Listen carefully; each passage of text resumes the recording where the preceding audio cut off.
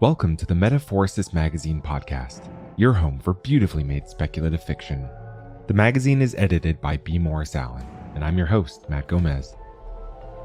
This week's story is the third and final part of The Antidote for Longing by Karl Dandenell. Karl Dandenell is a graduate of Viable Paradise and a full member of the Science Fiction and Fantasy Writers Association. He and his family, plus their cat overlords, live on an island near San Francisco famous for its Victorian architecture and low speed limits. His preferred drinks are strong Swedish tea and single malt whiskey. This is Karl's third appearance in Metaphorosis, following Comes the Tinker and Papa Pedro's Children. Find him online at firewombats.com or on Twitter at kdandenell. That's KDANDENELL. The narrator, Thomas Baxter, lives in Bath, England, and is a student at Bath School of Music and Performing Arts. He has just started his own production company, with his first full show slated for 2024. Here's what's happened in the story so far. Lars Bjornsen, the banished imperial poisoner, has returned to court in disguise, where he is reunited with his old friend, the imperial physic Fredrik Magnusson. Together, they investigate the mystery of Emperor Gustavus's illness and the apparent suicide of the newest imperial poisoner, Lord Anders. While the clues point to a possible coup attempt, Lars begins to suspect that Lord Anders has been feeding the emperor an aphrodisiac known as Sweet Agony to ensure a new heir. And for an old man like Emperor Gustavus, Sweet Agony can be a deadly poison. Let's jump in.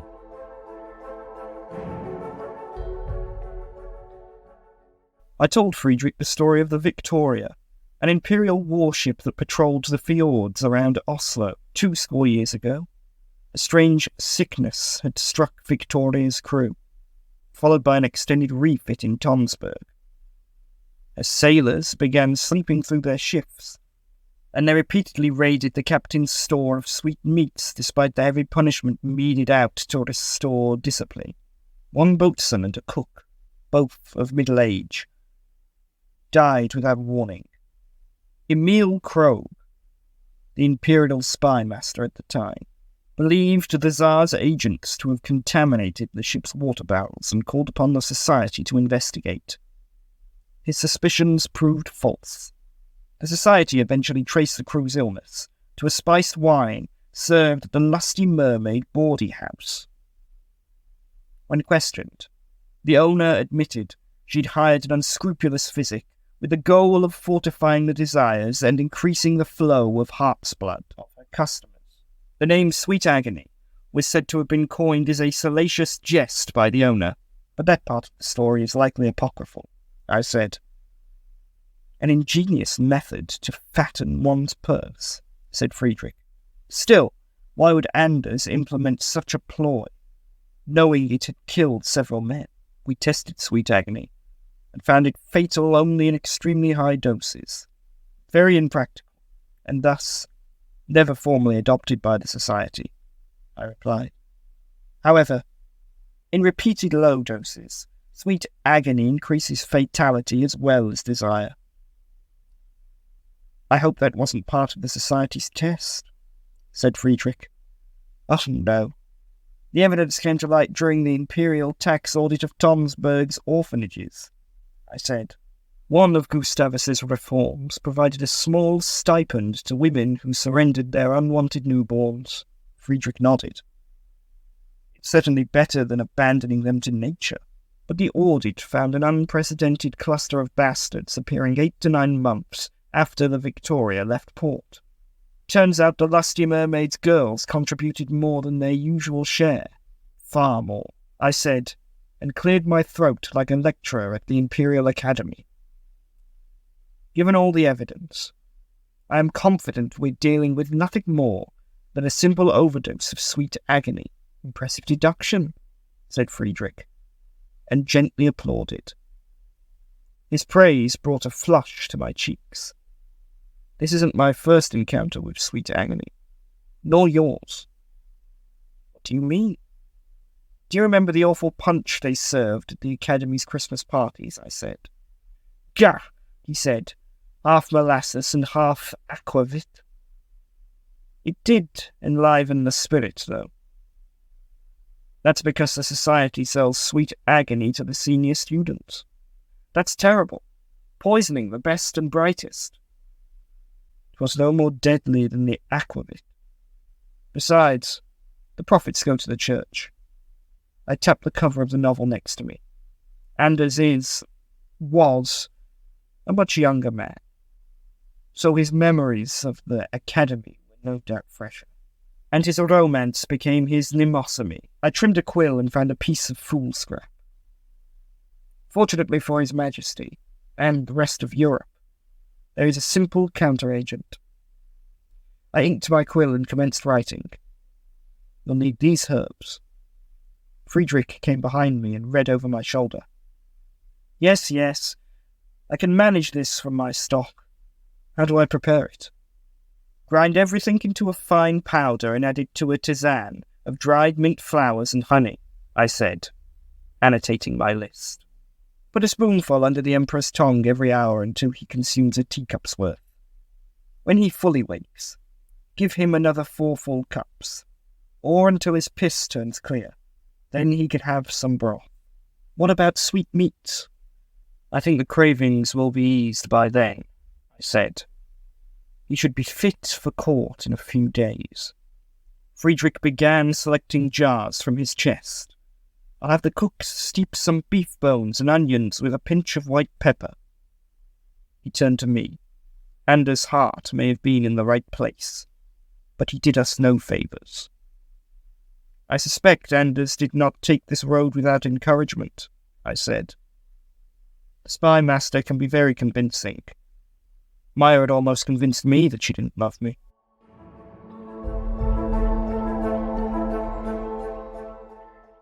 Gustavus Adolphus coughed again. I crouched behind the dressing screen, peering through a gap in the painted panels as Fredrik held a cup to the Emperor's lips. Please drink some more, Your Majesty. It's only mint tea and honey. How long was I sick? Asked the Emperor, his voice scrabbly.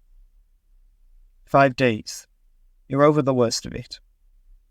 The old man's eyes flickered around the bedchamber. The demon lights burned bright as the noonday sun. Where is my Villette? And why is it so damn quiet? I thought it best you remain undisturbed, given the nature of your illness. Nonsense! You're an old hen clucking over nothing. He coughed again and accepted a swallow of tea. Just my stomach is all.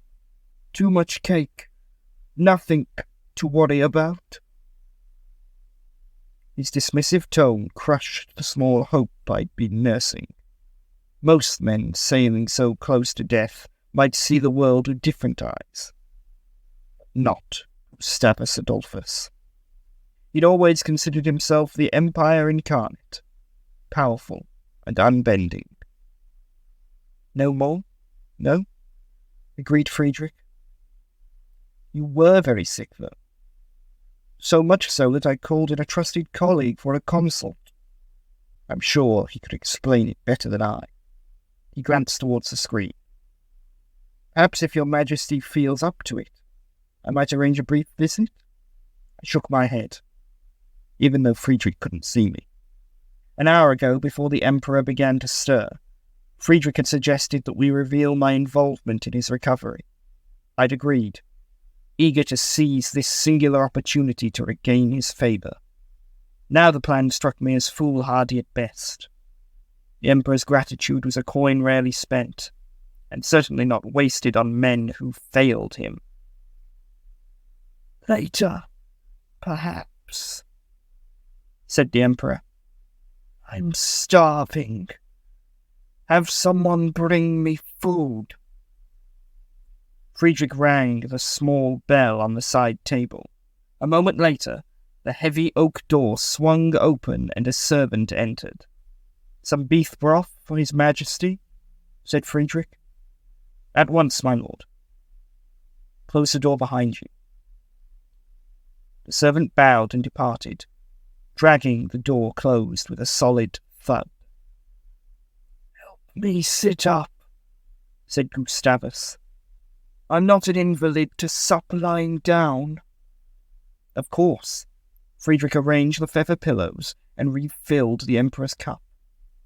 "Your Majesty, I have good news. Empress Anna is gravid." "Finally! That woman was burning through the candle of my patience." He sipped more tea and grimaced. "Tastes like grass." 2 quick knocks announced the servant, who bore a silver tray with a matching bowl and spoon. He arranged the tray on the bed and stood at attention. "Out!" said the Emperor, wielding his spoon with a steady hand. That, combined with his obvious energy, gave proof to the efficacy of the antidote. It was a small comfort, and I clung to it. "Gently, Your Majesty, gently. You haven't eaten for days."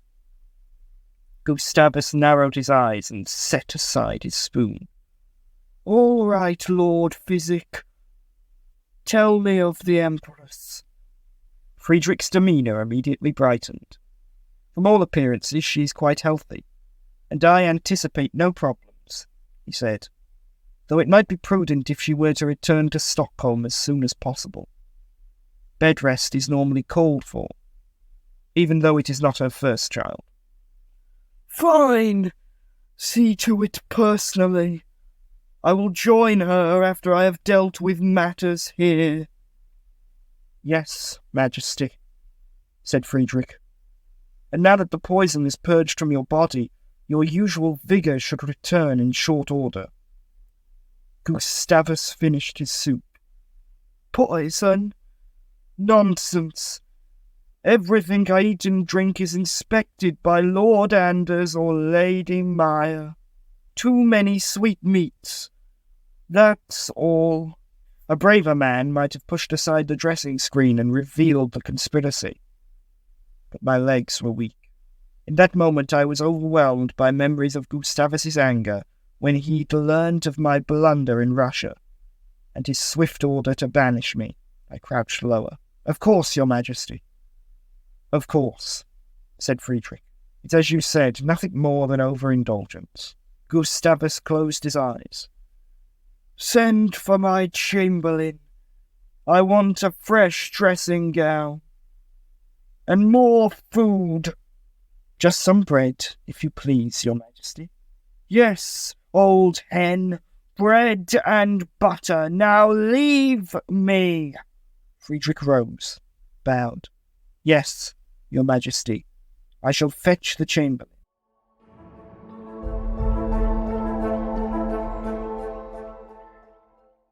When I emerged into the travelling library, 2 men were waiting for me. Flintlocks pointed at my chest. "Hello, gentlemen," I said. "Oscar and Joseph, if I remember correctly."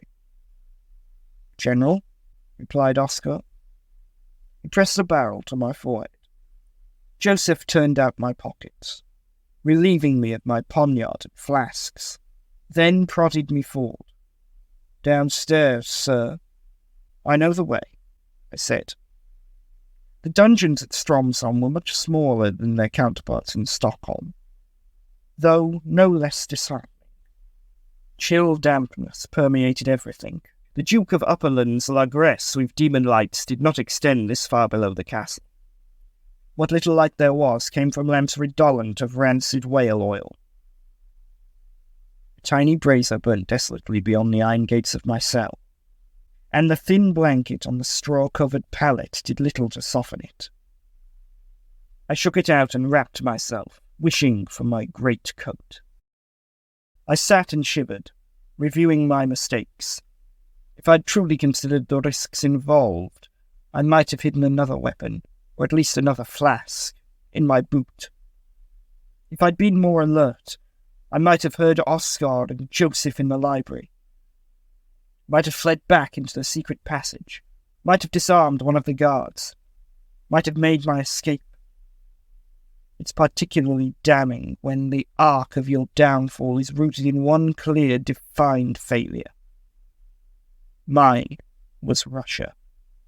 If I'd succeeded completely in my mission, I would most likely now be sitting by the fire upstairs with Fredrik, gently laughing over the ridiculous preparations for the Emperor's upcoming fate. We might have had a game of chess, or a round of 1-30 with the spymaster and the imperial machine mage, while dozens of functioneers kept the business of empire running smoothly around us. But I hadn't succeeded in Russia. I'd been more concerned with getting home safely than with risking a second attempt. Now, my breath steamed in the frigid cell. After a time, the corner brightened with the warm light of a demon lamp. Maya Viklund entered the chamber.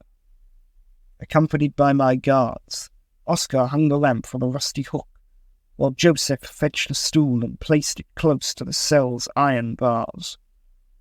Maya turned her head slightly. "Wait outside." Then she perched on the stool. I stood and doffed my hat. "Maya?" A flintlock appeared in her right hand. With her left, she gestured to the pallet. "General Bjornsen." "Have a seat." She wore no rings or jewellery, nothing to indicate she was an influential member of court. Even her firearm was plain, with a patina of frequent use, very unlike Birgitte's pistol. I lowered myself with deliberate slowness to my scratchy mattress, keeping a close eye on her finger as it floated above the trigger. "You look well, Maya?" She possessed a fierce beauty that still attracted me, even now.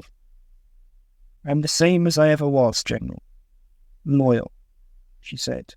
"You, however, appear very tired. Life in the country has not agreed with you. So it is to be titled some formality," I thought. "So be it. I never stopped being loyal, Spymaster. His Imperial Majesty needed me, so I'm here." She nodded.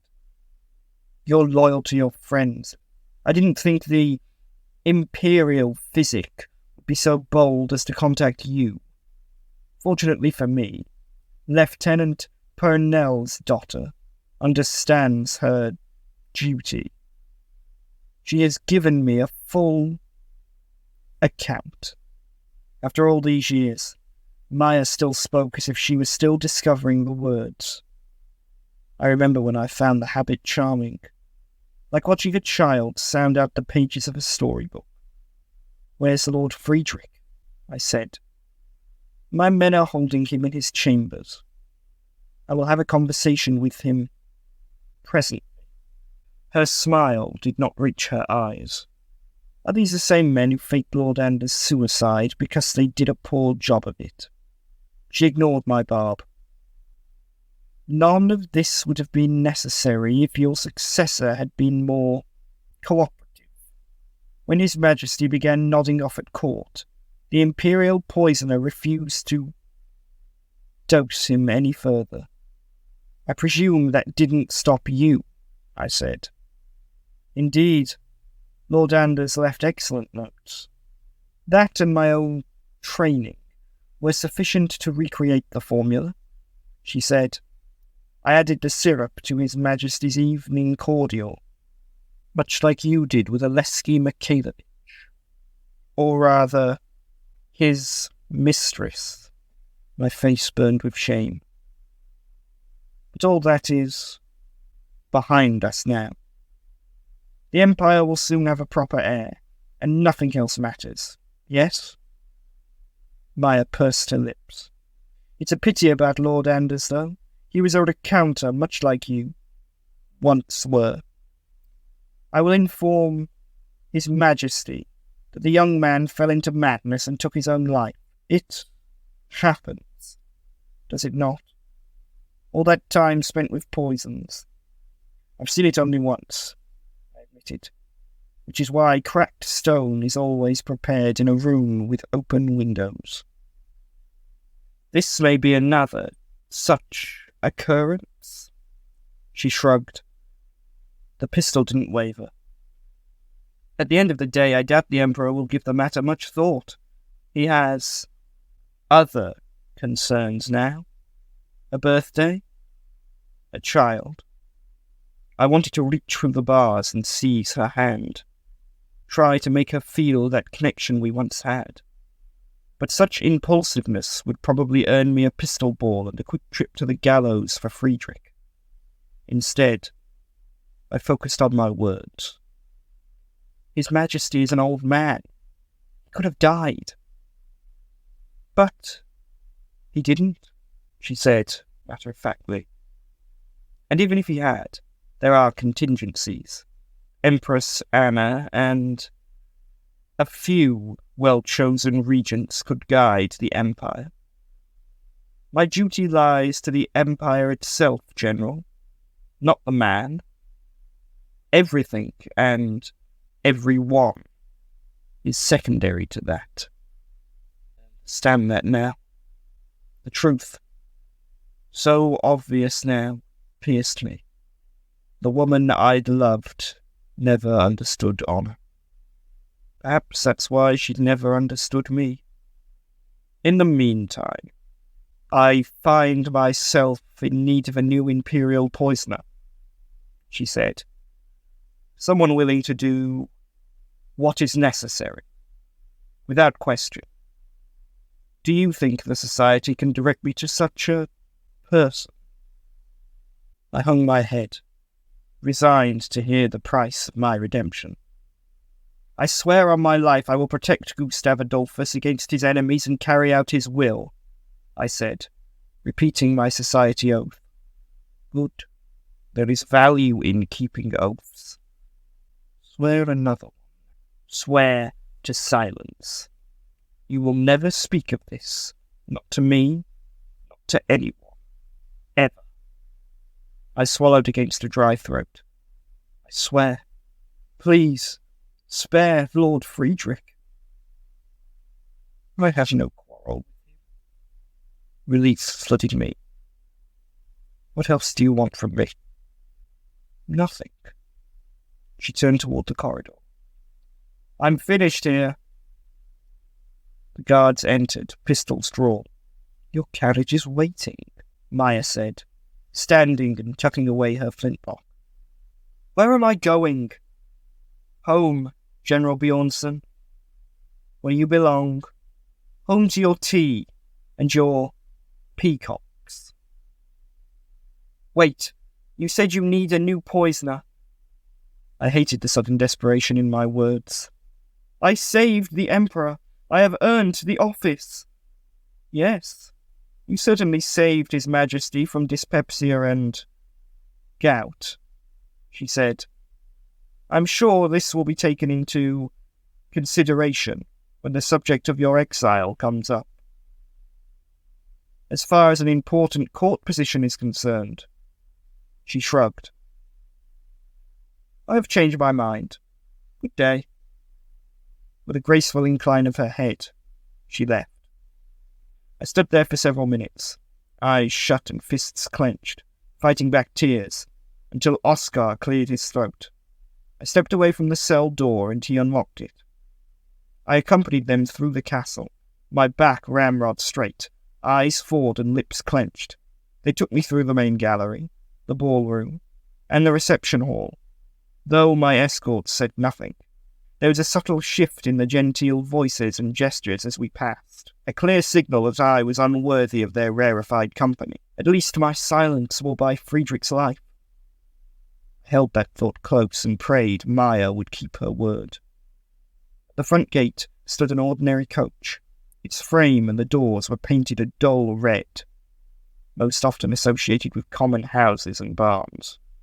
This was the meanest sort of conveyance, something a yeoman secretary or glad fleeker might hire on a rainy night. Even the horses had dull eyes. The driver, his head covered by a thick woolen cap, climbed into his seat. I shivered in the evening air and spoke for the first time since leaving the dungeon. May I have my coat? Joseph snapped his fingers. Another footman stepped from the castle and handed over my great coat. I thanked him and clasped the familiar garment to my chest. "Your flask," said Joseph. I turned. He poured out most of the contents before tossing it to me. "The spymaster does not wish you to act rashly." "Never again." I seated myself on the cold wooden bench. No demon jars or blankets to warm me here. The driver clucked his tongue as the horses strained forward. The first tears came. No one had offered the barest courtesy in farewell. No salute, no blessing, not even a tipping of their cap. They had dismissed me like a villain without rank or station. I pulled the shades and inspected the greatcoat. The pockets were completely turned out and empty. My poniard was gone as well. Maya had apparently not wanted me to open a vein. At least not until I arrived home. With shaking fingers, I opened my flask and drank the remaining drops. As the dream caller took effect, I vowed I would someday devise an antidote to purge my heart of this longing and loneliness. I woke to the mocking call of peacocks. That was The Antidote for Longing by Karl Dandenell. Thanks for listening. If you enjoyed this episode, we'd love it if you'd leave us a 5-star review on Apple Podcasts, Spotify, or whatever platform you listen to us on. Or, better yet, share the magazine and podcast with a friend. If you'd like to listen to more speculative fiction, visit us online at magazine.metaphorosis.com or on Twitter at MetaphorosisMag.